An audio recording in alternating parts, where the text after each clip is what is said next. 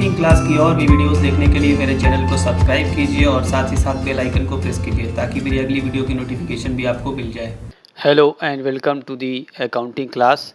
आज की वीडियो में हम लोग प्रोविज़न और रिज़र्व के बीच में क्या डिफरेंस है इसको देखेंगे। अक्सर आपके सामने ये दो टर्म आता होगा, प्रोविज़न और रिज़र्व, और इसमें काफ़ी कन्फ्यूज़न होता है। देखने में लगता है कि ये बिल्कुल एक जैसी चीज़ है और बहुत ज़्यादा इसमें डिफरेंस नहीं है, लेकिन इसमें बहुत ज़्यादा डिफरेंस है, बहुत ज़्यादा फ़र्क है।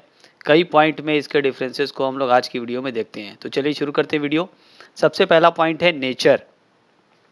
प्रोविज़न में क्या कहा गया है? इट इज़ ए लायबिलिटी और diminution of value of assets और एन एस्टिमेटेड लॉस। ये एक लायबिलिटी होती है। प्रोविज़न क्या है? एक लायबिलिटी है, या एसेट्स की वैल्यू में कमी है, डिमिन्यूशन मीन्स कमी, या ये एक तरह का एस्टिमेटेड लॉस है, यानी वो लॉस जो आप एस्टिमेट कर सकते हैं, ये वो है। जबकि रिज़र्व क्या है?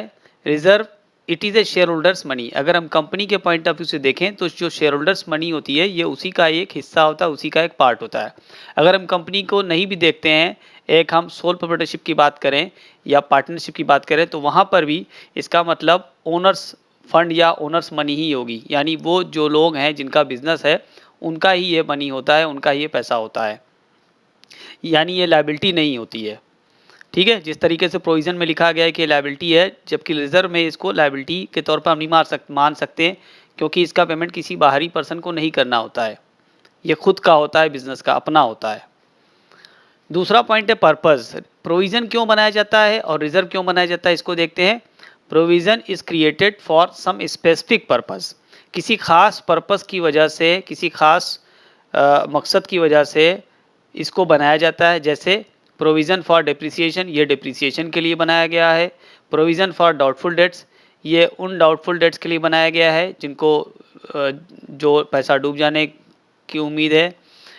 या प्रोविज़न फॉर एक्सपेंसेस, किसी एक्सपेंस के लिए कोई प्रोविज़न आपने कर रखा है। जबकि reserve may be created for a specific purpose like debenture redemption reserve, or it may not be created for a specific purpose like general reserve। तो जो रिज़र्व है वो किसी खास पर्पस के लिए हो भी सकता है और नहीं भी हो सकता है। अगर किसी खास पर्पस के लिए हो सकता है तो आपने देखा होगा डिबेंचर के रिडम्पशन के लिए एक बनता है डिबेंचर रिडम्पशन रिजर्व, DRR। और अगर जनरल पर्पस के लिए कोई रिजर्व है तो उसे कहते हैं जनरल रिजर्व। अगर खास पर्पस के लिए है तो जिस पर्पस के लिए उसका इस्तेमाल सिर्फ वहीं हो सकता है।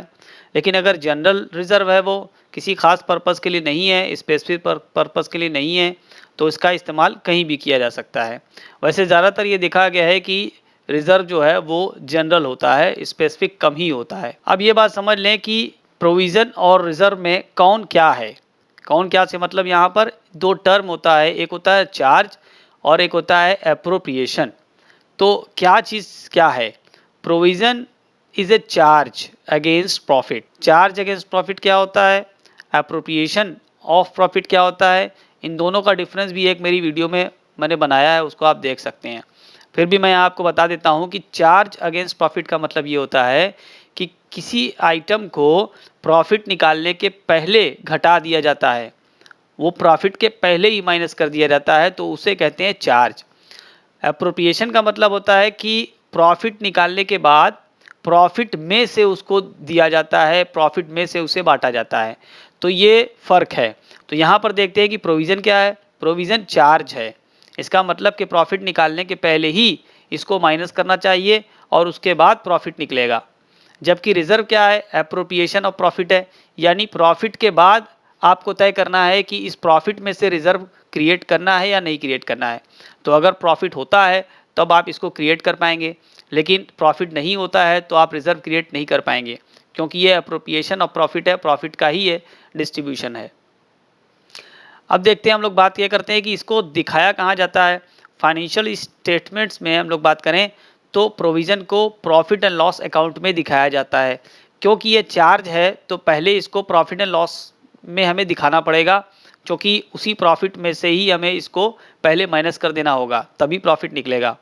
तो ये प्रॉफिट एंड लॉस में एक्सपेंस के अंदर दिखाया जाएगा, जबकि रिजर्व को हम लोग शेयर होल्डर्स फंड में बैलेंस शीट में दिखाएंगे।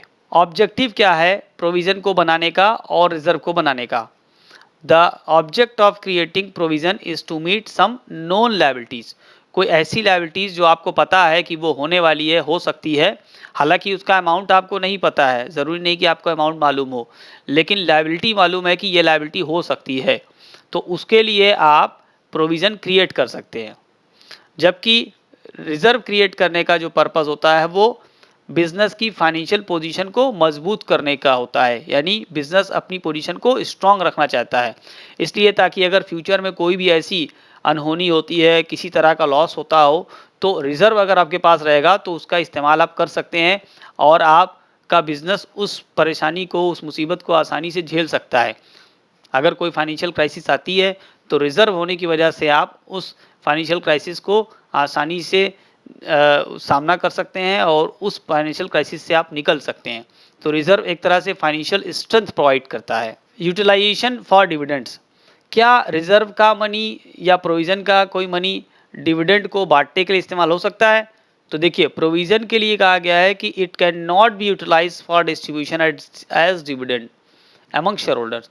शेयर होल्डर्स में डिविडेंड बांटने के लिए प्रोविज़न का इस्तेमाल नहीं किया जा सकता है।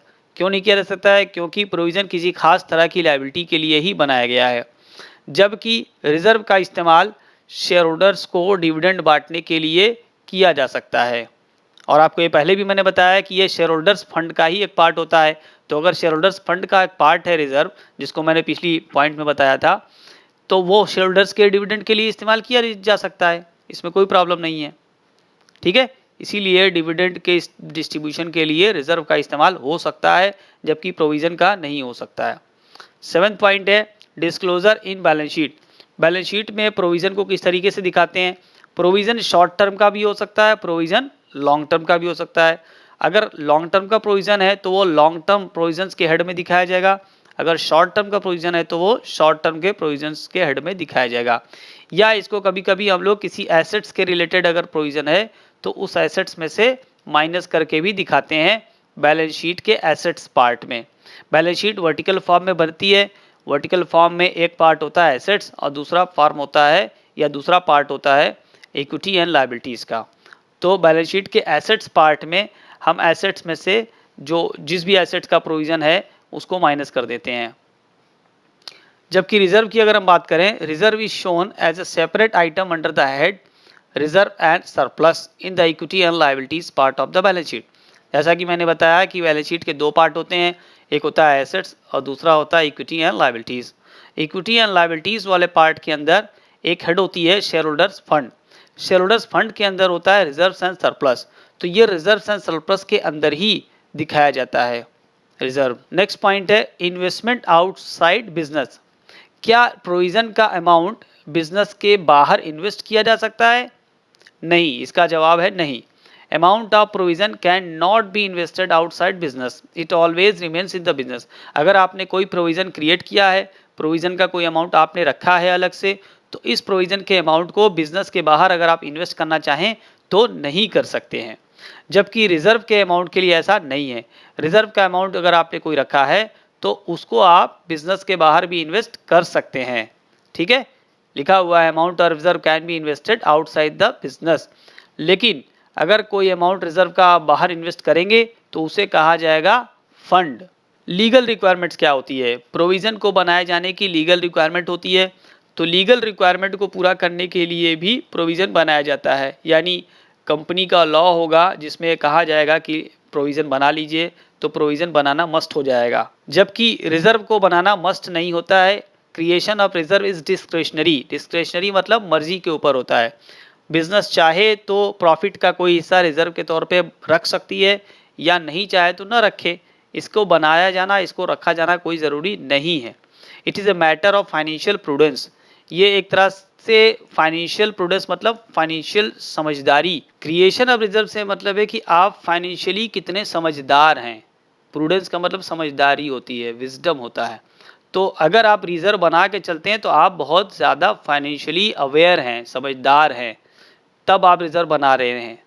जबकि प्रोविज़न बनाना ज़रूरी नहीं कि आपकी फाइनेंशियल प्रूडेंस की बात हो, बल्कि इसके लिए कुछ अकाउंटिंग कॉन्सेप्ट्स एंड प्रिंसिपल्स को ध्यान में रखा जाता है और उसके लिए बनाया जाता है, जिसमें एक होता है एक्रूअल कॉन्सेप्ट, एक होता है प्रूडेंस कॉन्सेप्ट। सो इसी एक्रूअल और प्रूडेंस कॉन्सेप्ट की वजह से प्रोविज़न बनाया जाता है। एक्रूअल और प्रूडेंस का कॉन्सेप्ट क्या होता है, इसको आप अकाउंटिंग प्रिंसिपल्स की मेरी वीडियो है उसमें देख सकते हैं, उसको मैंने डिटेल में समझाया है। उम्मीद करते हैं इन्फॉर्मेशन आपको यूज़फुल लगी होगी। तो अगर आपने मेरे चैनल को अभी तक सब्सक्राइब नहीं किया है तो सब्सक्राइब कर लें और बेल आइकन को प्रेस कर दें ताकि मेरी हर वीडियो की नोटिफिकेशन आपको मिल जाए। अगर वीडियो अच्छा लगा तो इसको शेयर कर दें। Thanks for watching. अपना बहुत ख्याल रखिए। मिलते हैं अगली वीडियो में, तब तक के लिए गुड बाय।